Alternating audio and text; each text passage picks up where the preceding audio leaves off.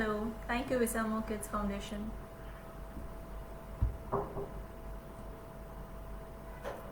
Yeah. Can I start or should I wait for a couple of minutes? Am I audible?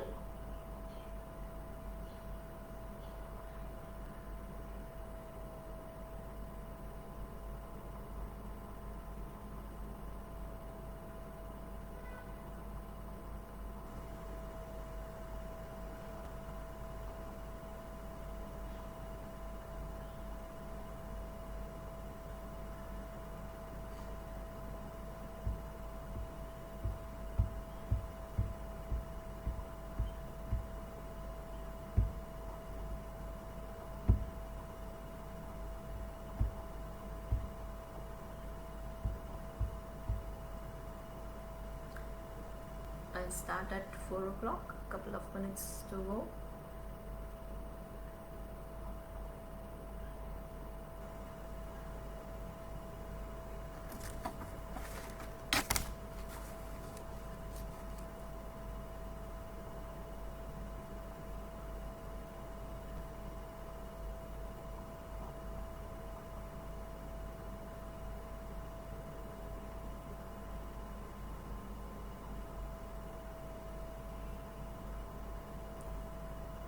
Am I audible? Everything is okay, Visamo Kids?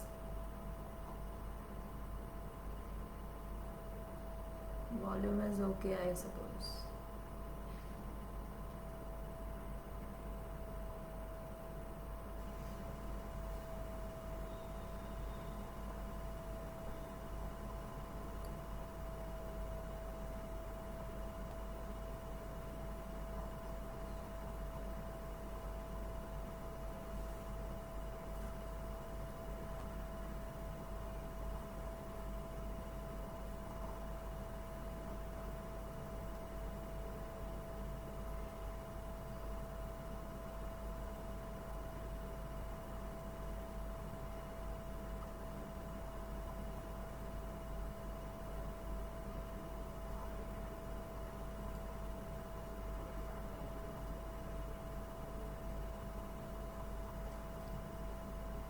Yeah, so I'll start.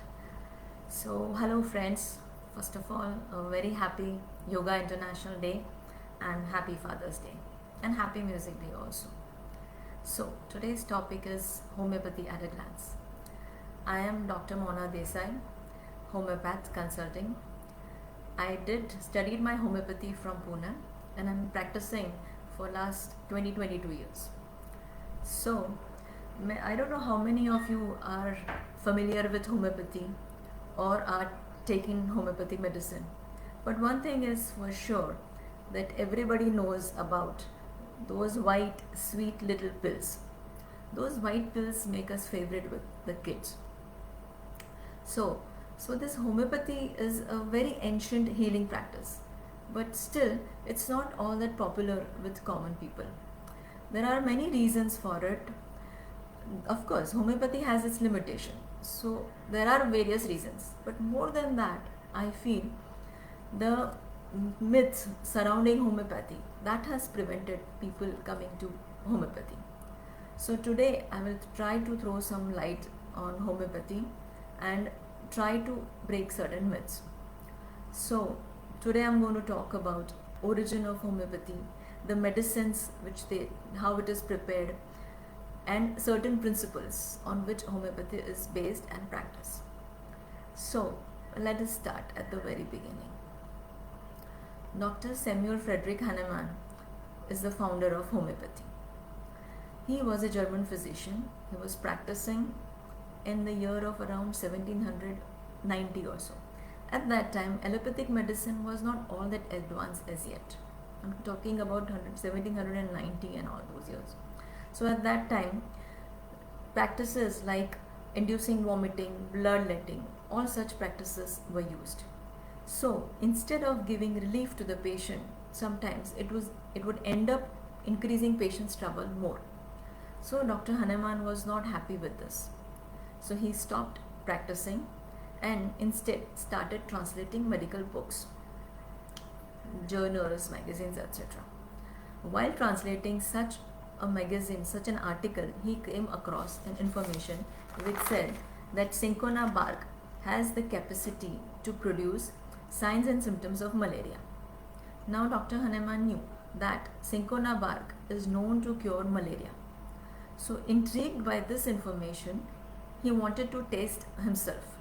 So, he himself took those doses of cinchona bark, few doses.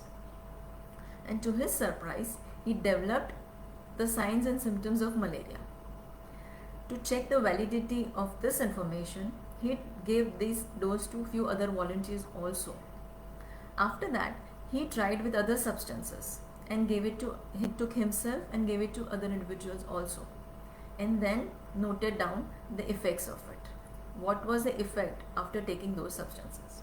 So after that, noting down those symptoms, studying those symptoms, analyzing, he came to the conclusion that substance which has power to produce the symptoms had the power to cure it also. Let me make it clear. When a crude substance is given to a healthy individual, it produces certain signs and symptoms.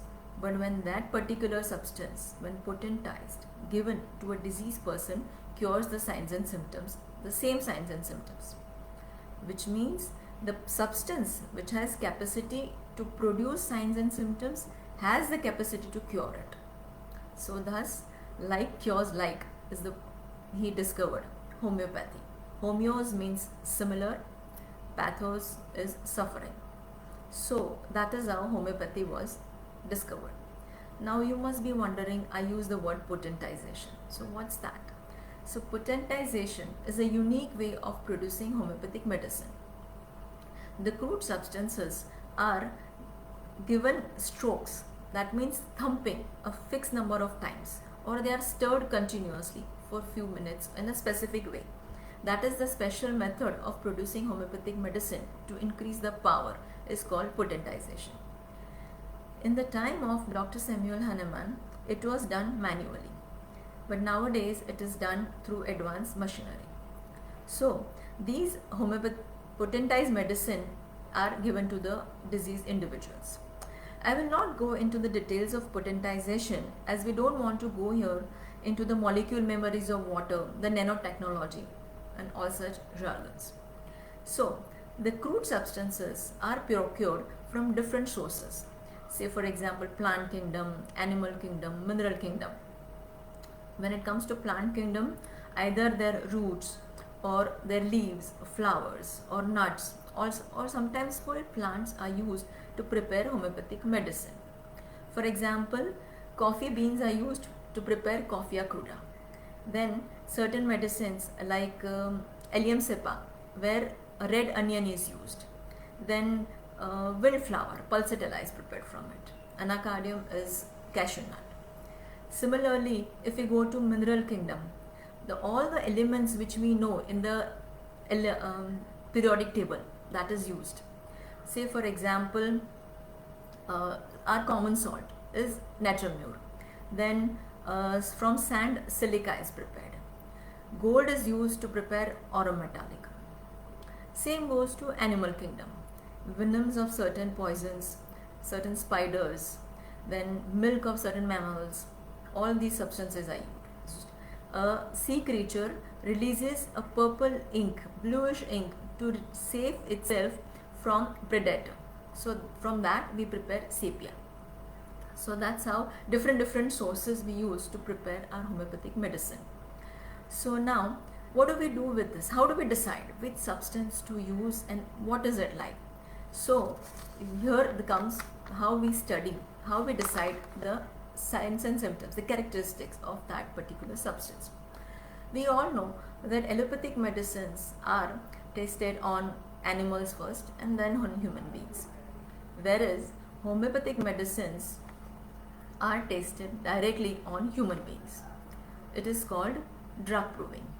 So the substance is given to healthy individuals, the volunteers, and their signs and symptoms are noted down.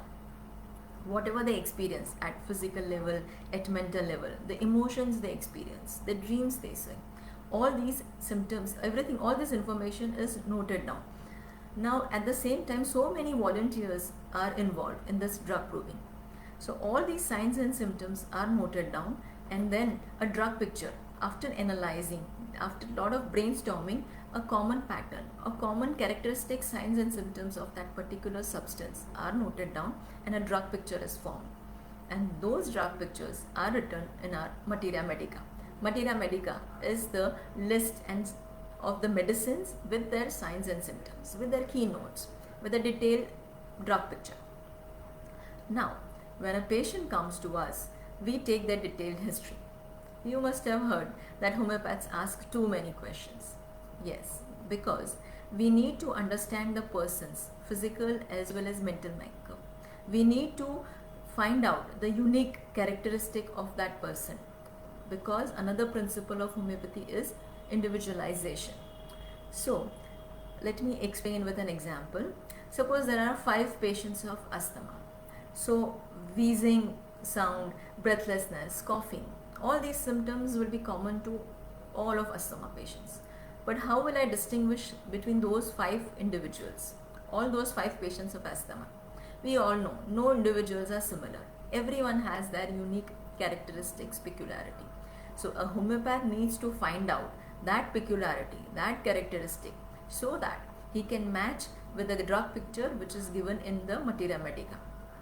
So after matching, comparing these two drug pictures, he finds the remedy, the similima, and then that medicine is prescribed. Now, after giving that medicine, a similar state, a slightly stronger state is produced in the diseased person. So the vital force, the life force is empowered, his immunity builds up. So this acquired immunity helps him to fight against the disease. So if we go back to see our asthma patient, what happens once the homeopathic medicine is given? Gradually his intensity will decrease, the interval between two gaps will increase, the frequency reduction, the intensity reduction, all these happens, and his ability to tolerate the disturbances in the weather or whatever the factors which would be provoking, our body is able to handle better. So after that, drug proving we talk about, individualization I talked about. So now I'll talk about a certain myths. So first myth is homeopathy takes very long time to cure. It is only for chronic diseases. So the first aphorism of homeopathy is Dr. Hahnemann gave, physician's highest goal should be rapid, gentle, permanent restoration of health. So definitely we want rapid relief from the complaints, from the disease what we are suffering. So homeopathic medicine is known to cure many acute conditions like fever, renal calculi, kidney stones, respiratory complaints like asthma, even skin disorders like allergic conditions, then menstrual disorders. All these conditions respond very well to homeopathic medicine. Now, when we come to chronic conditions, usually what happens, patients generally go to different pathies and in the end they come to homeopathy. So by the time they come to homeopathy, long time has been passed. The disease is settled in the system. So definitely it takes time, little longer time to get rid of it. So if started little earlier, definitely he will respond better. Another myth is you cannot have homeopathy medicine and coffee together. So while you are taking homeopathic treatment, you are supposed to take coffee. So in ancient time, initially when Dr. Hahnemann started, he was preparing medicines manually. So we couldn't produce higher potencies. So at that time, it used to interfere with the medicine effects, coffee or any such strong smelling substances. But nowadays, with the help of machines, since we are able to produce higher potencies, higher powerful medicines, these substances don't interfere with the homeopathic treatment. So we can safely, easily enjoy our cup of coffee, the regular coffee. Now, I would like to talk a little bit about the COVID-19 pandemic. During this time of epidemic, we homeopaths find out genus epidemicus. Now, let me explain what is this genus epidemicus. While so many patients are suffering from similar conditions, we note down signs and symptoms. We study different symptoms, different patients, and form a drug picture and try to find out a medicine which would address most of the patients. So, when patient comes, first of all, we don't have to take the detailed history. We can safely prescribe that medicine. And another advantage of genus epidemicus is prophylaxis. That means those individuals who are healthy, who are still not suffering from the disease, if they take those medicine, it will help to boost, to develop their immunity. So, this COVID-19, we all know, it's a new virus. All of us, the medical scientists, are struggling to understand what is it, how the virus behaves, how to fight against it. So, along with, along with all these measures, sanitization, safe distancing, mask, we also need to work upon our immunity. We need to build our immunity. Now, immunity is not built overnight. A nutritious food, regular exercise, moderate exercise, adequate rest, stress-free mind, all these factors are important. Along with that, if homeopathic medicine is taken, it helps to boost the the person's immunity. But last but not the least, I would like to talk about our limitations.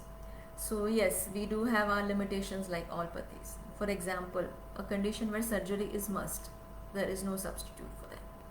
Certain systemic disorders, blood pressure, diabetes, thyroid, all such require proper medicine. In the sense, if you are already taking medicines for your control your blood pressure, diabetes, you shouldn't stop it suddenly, abruptly, and switch over to homeopathy. That could be dangerous. So with this, I will conclude my lecture here. I hope I was useful. It was useful for you. It was useful for you to throw some light and break some myth. Sorry? Okay, there are some questions I can't see. Where are they?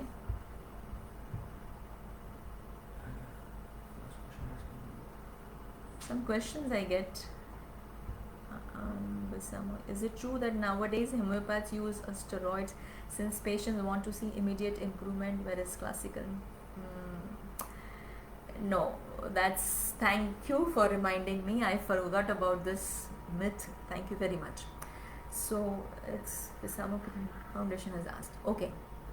So first of all, if you know steroid taste, if little bit quantity also, if it is there in the medicine, in our pills, it will taste bitter.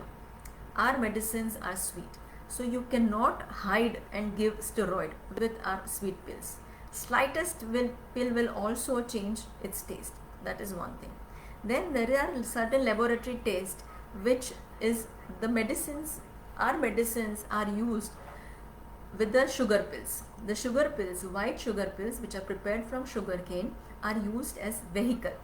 The liquid are the mother tincture or the higher power medicines are added to those pills. So those tests, if done in the laboratory, gives false positive taste for steroids. Those tests are similar which gives false positive taste. So because of bitter taste, you cannot hide it. And it's not so that because it is given steroid, then only it acts fast. Homeopathy does act fast, but the effect of steroid, the result will be different, and homeopathic result will be different.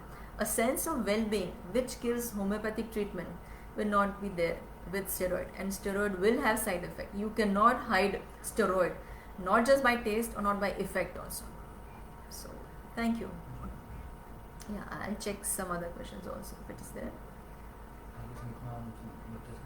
Said about avoiding, the same is said about avoiding onions, garlics. Yes, no need to. Yes, that's a myth too. Yes, absolutely right. Okay, Some more question, I think.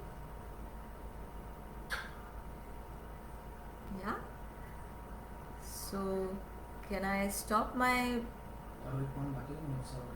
I talked about. I know. I talked about both the points. Any questions? So, can I stop the video?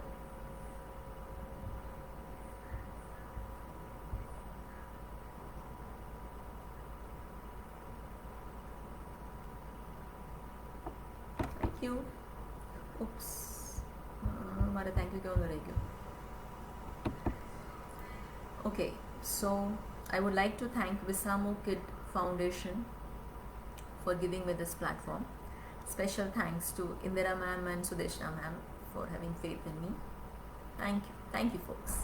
Take care. Bye bye.